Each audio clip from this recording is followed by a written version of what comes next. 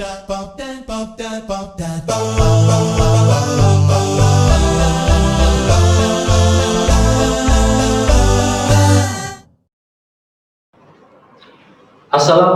warahmatullahi wabarakatuh. Alhamdulillah anak-anak, kita berjumpa kembali pada pertemuan pembelajaran fisika hari ini. Dengan Ustadz Angga kita akan mempelajari konsep tentang hukum Bernoulli. Baik, di gambar tersebut kita lihat ada gambar yang menarik ya. Ada gambar pesawat terbang, kemudian ada gambar pabrik, dan juga ada gambar air mancur. Gambar-gambar tersebut salah satu fenomena dalam kehidupan sehari-hari yang bisa kita cermati, bahwasanya hukum Bernoulli itu sangat bermanfaat untuk kehidupan kita. Baik, next. Nah, berdasarkan konsep yang sudah kita pelajari sebelumnya berkaitan tentang debit dan asas kontinuitas, bahwasanya debit fluida yang mengalir pada suatu penampang pipa besarnya itu akan sama ketika dialirkan pada luas penampang pipa dengan luas penampang yang berbeda, sehingga debit pertama sama dengan debit kedua dan seterusnya. Nah, hal ini bisa kita terapkan dalam konsep hukum Bernoulli.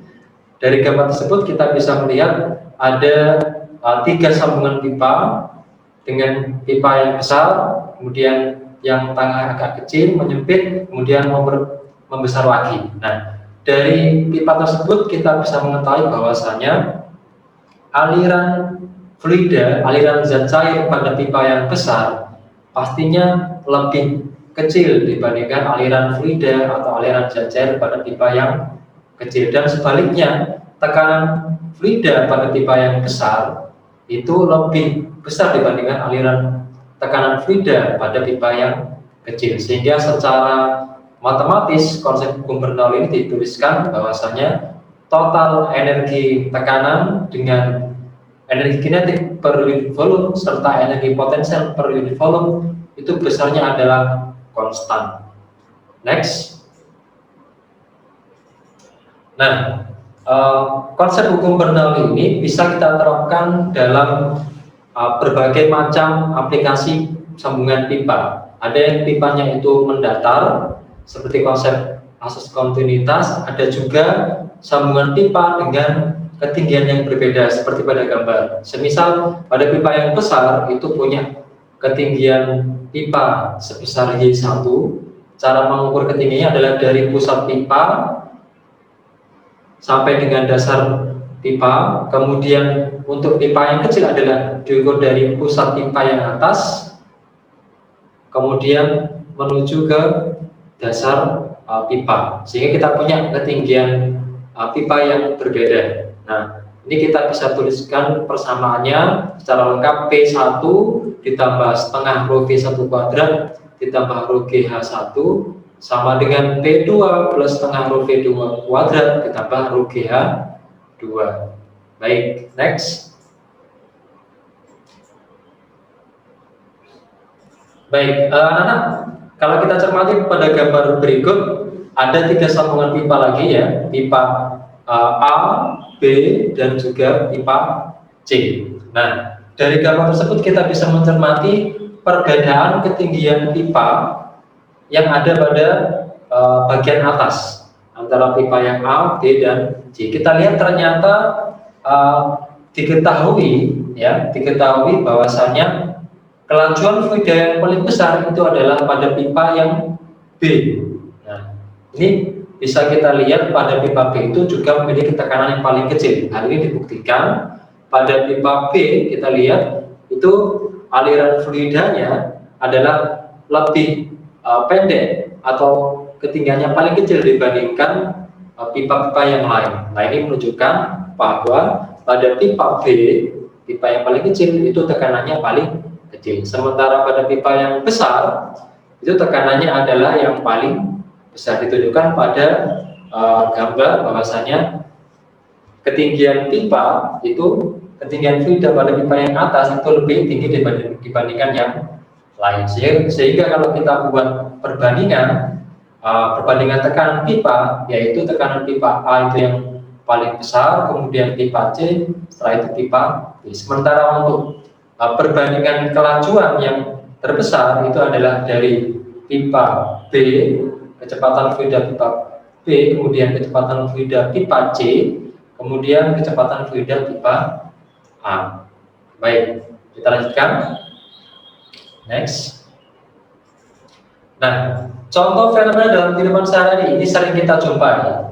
Pertama, aliran air yang keluar dari keran ini kita sering manfaatkan dalam kehidupan kita ketika kita sedang mencuci tangan, ketika kita sedang berwudu. Nah, pastinya kalian pernah bermain-main kan ya? Ketika ujung kerannya itu kita tekan atau kita persempit, pasti kelajuan fluidanya, kelajuan airnya itu semakin cepat. Nah, ini menunjukkan adanya perubahan kelajuan, adanya perubahan tekanan. Kemudian ada juga semprotan air pemadam kebakaran. Nah, itu juga sama, dikondisikan agar ujung dari selang tersebut adalah lebih kecil dibandingkan ujung yang awal, sehingga ketika dipancarkan semprotan airnya itu akan bisa menghasilkan semprotan air yang sangat deras. Selanjutnya ada juga tekanan udara pada baju pengendara motor. Nah, ketika kita cermati kita sendiri ketika kita mengendarai motor, pasti di bagian belakang baju kita, kalau kita misalkan mengenakan kaos seperti pada pengemudi tersebut, maka kaos yang ada di belakang kita itu akan terlihat mengembang. Nah, itu karena adanya perbedaan tekanan. Ketika di bagian depan itu pengendara mendapatkan kelajuan yang cepat, sementara tekanan yang kecil, sebaliknya di belakang pengendara tersebut akan mengalami kecepatan fluida yang kecil, melainkan tekanan udara yang dialami oleh pengendara itu besar, sehingga kaosnya itu bisa mengembang. Baik, kita lanjutkan ya, next. Nah, ada dua kasus persamaan Bernoulli yang sering muncul. Yang pertama, kasus untuk fluida yang tak bergerak, atau kasus fluida statis yang sudah kita pelajari di bab sebelumnya. Nah, di fluida statis kita ketahui kecepatan fluida itu adalah sama dengan 0, artinya tidak ada kecepatan, sehingga untuk energi kinetik persatuan volume bisa kita hapus persamaannya, sehingga persamaannya berubah menjadi P1 min P2 sama dengan rho G kali H2 min H1. Kemudian kasus yang kedua, ketika fluida mengalir pada fluida yang dinamik atau bergerak dalam pipa yang mendatar. Pipa mendatar itu adalah sambungan pipa di mana ketinggian pipanya itu sama, meskipun luas penampang dari kedua pipa itu berbeda. Nah, kita lihat ketika memiliki ketinggian yang sama, berarti energi potensial per satuan volume itu bisa kita hapus, sehingga persamaannya bisa berubah menjadi P1 min P2 sama dengan setengah kali rho kali delta V kuadrat atau V2 kuadrat min V1 kuadrat. Kedua persamaan tersebut kita peroleh dari persamaan hukum Bernoulli. Baik, kita lanjutkan ya di slide selanjutnya. Sekarang agar kalian lebih memahami, kita simak contoh soal berikut. Pipa untuk menyalurkan air menempel pada sebuah dinding rumah seperti pada gambar tersebut. Ya, di bagian atas itu pipanya lebih besar dibandingkan bagian yang bawah. Kedua pipa itu memiliki ketinggian yang berbeda. Ada H1 dan juga ada H2.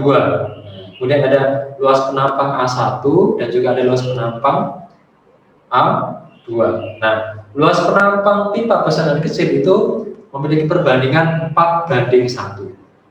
Nah, kemudian posisi pipa besar adalah 5 meter di atas tanah dan pipa kecil adalah 1 meter di atas tanah. Mengukur ketinggiannya adalah dari pusat pipa ya sampai dengan tanah untuk keduanya. Nah, apabila kecepatan aliran pada pipa besar itu adalah 10 meter per sekon, pipa besar 10 meter per sekon. Nah, dengan tekanan sebesar 9,1 kali 10 pangkat 5 Pascal ya. Tentukan A, kecepatan air pada pipa kecil dan juga berapa besar tekanannya. Berdasarkan hukum Bernoulli, kita bisa menjawab secara logika bahwasannya pada pipa kecil tersebut akan memiliki kecepatan yang lebih besar ya. Sementara untuk tekanannya pasti lebih kecil. Coba kita buktikan ya. Next. Nah, sekarang pembahasannya tadi yang sudah diketahui sudah kita bahas bersama. Nah, langsung saja di yang soal A ya, kecepatan air pada pipa kecil berapa? Nah, itu bisa kita tentukan dengan persamaan asas kontinuitas yang sudah kita pelajari di pertemuan sebelumnya, yaitu debit fluida pada pipa besar ya, itu sama dengan debit fluida pada pipa yang kecil, atau secara matematis A1 kali V1 sama dengan A2 kali V2. Nah, karena kita sudah tahu perbandingan luas penampang, nah maka kita tidak perlu mencari berapa besar luas penampangnya, tinggal kita masukkan saja. Ini mempermudah kita ya. Nah, kita masukkan perbandingannya adalah A1 kali V1 sama dengan A2 kali V2, sehingga kita memperoleh besar V2-nya adalah sebesar 40 meter per sekon, sehingga kecepatan fluida pada pipa kecil pasti lebih besar. Oke, next. Sekarang untuk tekanannya, tekanan pada pipa kecil, bagaimana mencarinya?